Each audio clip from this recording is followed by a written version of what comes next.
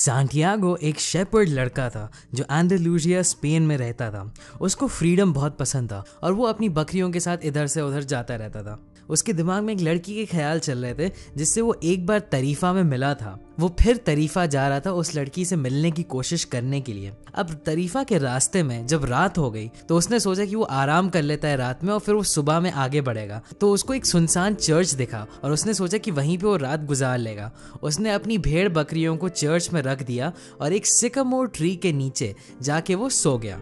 अब वहां पे उसको एक सपना आया। अपने सपने में उसने देखा कि इजिप्ट में पिरामिड्स के नीचे बहुत सारा खजाना भरा हुआ है और वो खजाना सांटियागो को अपनी तरफ बुला रहा है।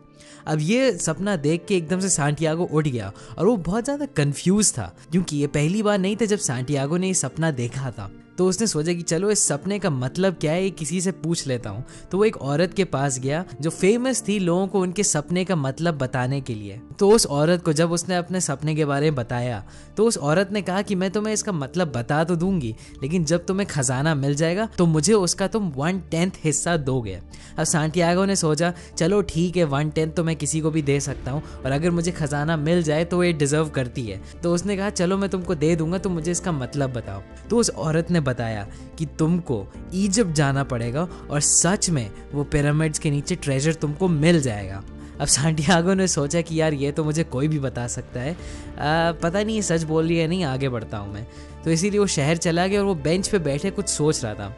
एकदम से एक बुढ़ा आदमी आया उसके पास। उस बुढ़े आदमी ने बोला कि मेरा नाम मेल्चीजेदेक है और मैं सालेम का राजा हूँ। अब सांटियागो ने उसको थोड़ा इग्नोर किया क्योंकि वो बहुत खराब कपड़े पहना था और उसको लग रहा था कि ये झूठ बोल रहा है। लेकिन फिर एकदम से उस आदमी ने बोला कि मैं तुम्हें उस खजाने को ढूंढने में मदद कर सकता हूँ। उसने कहा कि हर किसी की लाइफ में एक पर्सनल लेजेंड होता है जो उनको फॉलो करना चाहिए, और जब आप उस पर्सनल लेजेंड को फॉलो कर रहे हैं तो आपको बहुत सारे लोग मिलेंगे, आपके साथ बहुत सारी चीज़ें होंगी जो आपको मदद करेंगी उस जर्नी में। और उस बुढ़े आदमी ने सांटियागो से कहा कि तुम अपने भेड़ बकरी बेच के जाके अपना पर्सनल लेजेंड फॉलो करो। अब सांटियागो इतना श्योर नहीं था, लेकिन उस बुढ़े आदमी ने उसको कन्विंस कर लिया और सांटियागो ने भी सोचा चलो ये एक एडवेंचर हो जाएगा। और उसने अपने भेड़ बकरी बेच दिए, पैसे जमा कर लिए और वो एक शिप पे चला गया जो अफ्रीका जा रही थी। यहाँ से सांटियागो की जर्नी शुरू हो गई। अब सांटियागो पहुंच गया टांजियर्स में जो मोरक्को में एक शहर है, और वहाँ पे जैसे ही वो पहुंचा उसके सारे पैसे किसी ने चुरा लिए। अब वो परेशान तो हो गया, लेकिन उसने कहा कोई बात नहीं, मैं अपने मिशन पे आया हूँ, मैं अपना मिशन पूरा करके जाऊँगा। वो एक क्रिस्टल मर्चेंट के पास गया जो अपनी शॉप में क्रिस्टल बेच रहे थे, और उसने कहा कि मैं आपकी दुकान के क्रिस्टल साफ़ कर दूंगा, इससे ये थोड़ा और बिक भी जाएंगे और आप मुझे बस खाना दे दीजिएगा। तो जैसे ही सांटियागो ने उसके क्रिस्टल साफ़ किए एकदम से लोग आने लगे और वो क्रिस्टल खरीदने लगे। तो उस मर्चेंट ने सोचा क्यों ना मैं इसको जॉब ही दे दूँ। तो वहाँ पे उस क्रिस्टल मर्चेंट की दुकान में सांटियागो जॉब करता था और धीरे धीरे वो नए नए बिजनेस आइडियाज़ लाता गया, नए नए तरीके वो और क्रिस्टल बेचने के लिए। धीरे धीरे अच्छी खासी उनकी सेल्स बढ़ गई और सांटियागो को भी अच्छे खासे पैसे मिल गए और वो मर्चेंट भी अमीर हो गया। लेकिन तब भी सांटियागो को अपना मिशन याद था। तो जैसे ही उसने सुना कि सहारा डेजर्ट क्रॉस करके इजिप्ट जाने वाला एक कैरावान निकलने वाला है, तो वो भी उस क्रिस्टल मर्चेंट को अलविदा कह के अपने जर्नी की तरफ बढ़ गया। उस कैरावान में उसको एक इंग्लिश आदमी मिला जो एक अल्केमिस्ट को ढूंढने जा रहा था, और उस इंग्लिश आदमी ने बोला कि वो अल्केमिस्ट इतना ताकतवर है कि वो तांबे को सोने में बदल सकता है। तो सांटियागो और उस इंग्लिश आदमी की दोस्ती हो गई क्योंकि वो दोनों अपने अपने मिशन पे जा रहे थे। अब वो लोग जब उस कैरावान में डेजर्ट को क्रॉस कर रहे थे तो धीरे धीरे एक अफवाह उड़ने लगी कि एक जंग होने वाली है डेजर्ट में, और सब लोग अच्छा खासा डर गए। तो उस कैरावान ने डिसाइड किया कि रिस्क लेने से अच्छा है एक ओएसिस है डेजर्ट के बीच में जिसका नाम है अल फायूम, वहाँ पे हम लोग रुक जाते हैं जब तक ये जंग ख़त्म ना हो जाए। अब ये जंग हफ्तों से लेके सालों तक चल सकती है, कोई गारंटी नहीं है कब खत्म होगी। तो सांटियागो थोड़ा डिसअपॉइंट हो गया कि पता नहीं मैं कब पहुंच पाऊँ पिरामिड्स, लेकिन तब भी उसने हार नहीं मानी। अब वो लोग जैसे ही उस ओएसिस में पहुंचे उस इंग्लिश आदमी ने अल्केमिस्ट की ढूंढ शुरू कर दी और सांटियागो उसकी मदद कर रहा था। अब एक लड़की उनको मिली जिसका नाम था फातिमा, जिसने उनको अल्केमिस्ट का पता दिया। अब उनको इन्फॉर्मेशन तो मिल गई अल्केमिस्ट की, लेकिन सांटियागो को उस लड़की से प्यार भी हो गया। तो सांटियागो रोज जाके एक वेल के बगल में अपनी फातिमा से मिलता था और वो इंग्लिश आदमी अल्केमिस्ट के पास चला गया। अल्केमिस्ट ने उस इंग्लिशमैन से पूछा कि तुम मुझे 10 साल से ढूंढ रहे हो, क्या तुमने कभी खुद कोशिश की तांबे को सोने में बदलने के लिए? इंग्लिशमैन ने बोला नहीं। तो अल्केमिस्ट ने उसको असाइनमेंट दे दिया कि तुम खुद से कोशिश करो लेड को गोल्ड में बदलने के लिए। तो इंग्लिश मैन अब बिजी हो गया और सैंटियागो को उसकी फातिमा मिल गई थी।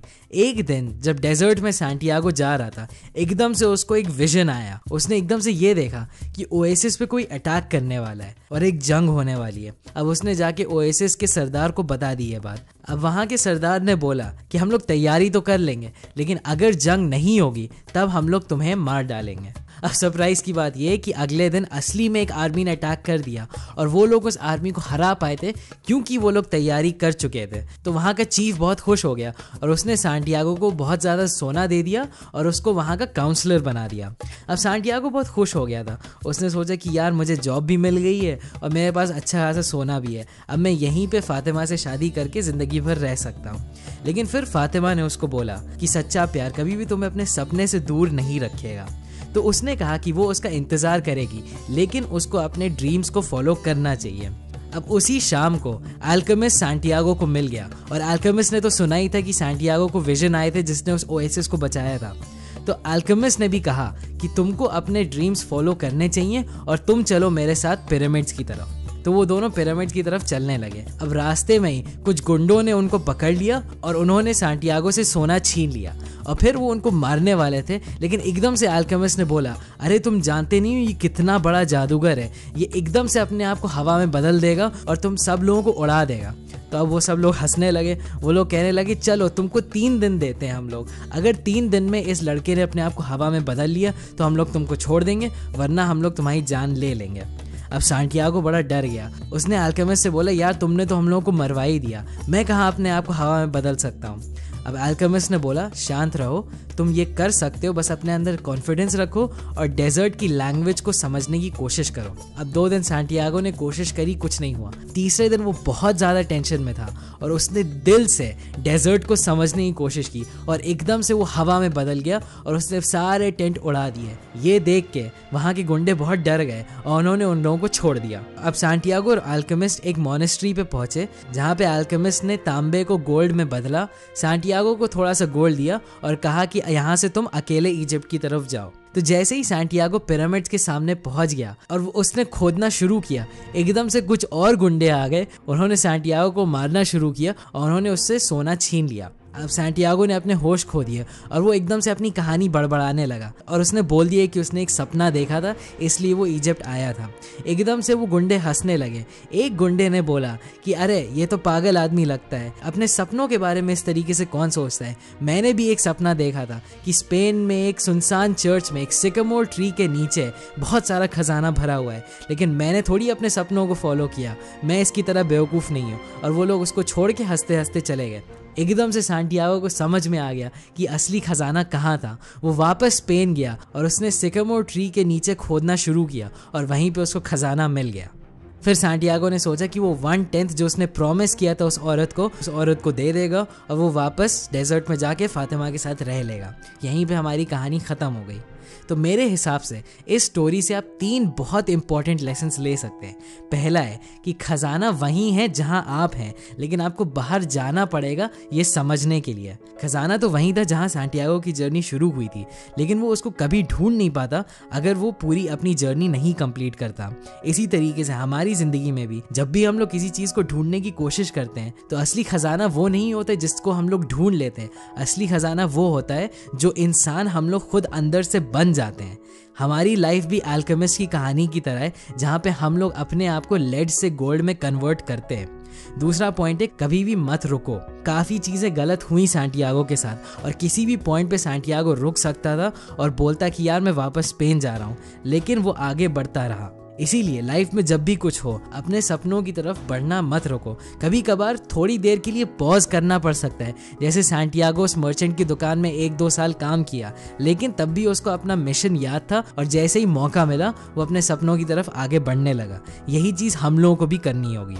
और तीसरा पॉइंट है अपने दिल की आवाज़ सुनो। पूरे बुक की थीम यही थी कि अपने दिल की आवाज़ सुनो। हाँ, आपका दिल कभी कभी आपको मुश्किल में डाल सकता है, कभी कभी आपकी जर्नी इतनी आसान नहीं रहेगी, लेकिन जब तक आप उसकी सुनेंगे आप कभी ना कभी अपने सपनों को पा लेंगे और वही जर्नी आपको पूरी तरीके से बदल देगी। तो दोस्तों प्लीज़ अपने दिल की आवाज़ सुनिएगा, और हाँ, मेरे दिल की भी आवाज़ सुन लीजिए। और अगर आपको ये वीडियो पसंद आए तो ज़रूर उस लाइक बटन को क्लिक करिएगा और सब्सक्राइब करिएगा। मैं बहुत ज़्यादा रेकमेंड करता हूँ कि आप ये बुक पढ़िए, क्योंकि ये उन बुक्स में से है जो मुझे लगता है हर किसी को पढ़नी चाहिए। मैं इसका लिंक डिस्क्रिप्शन में डाल दूंगा। अभी के लिए बस इतना ही, और मैं आपसे थर्सडे की वीडियो में मिलता हूँ। Thanks for watching.